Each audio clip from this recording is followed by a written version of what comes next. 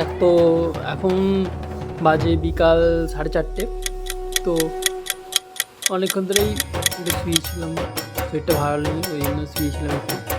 তারপরে মনে হলো তোমাকে একটা নেক্সট ভিডিও পোস্ট করতে হবে নাকি, তো কি নেক্সট ভিডিও পোস্ট করা যায় সেটা ভেবে ভাবলাম আবারই একটা দুর্গা ঠাকুরের ছবি আঁকা যাক। এখনও যেহেতু সময় আছে আমার হাতে, তো সেহেতু আবার একটা নতুন ড্রয়িং ভিডিও তোমাদের জন্য নিয়ে এসে গেছি আমি।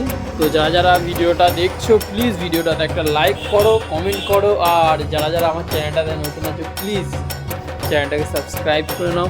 তো চলো এখানে বেশি দাঁড়িয়ে এই ব্যালকনি বেশিক্ষণ দাঁড়িয়ে রেখে সময় নষ্ট না করে, তো আমি আমার কাজের টেবিলের কাছে এসে গেছি। এই যে এটা আমার টেবিল। তো চলো বেশি কথা না বাড়িয়ে ভিডিওটা স্টার্ট করা যাক। Let start the video.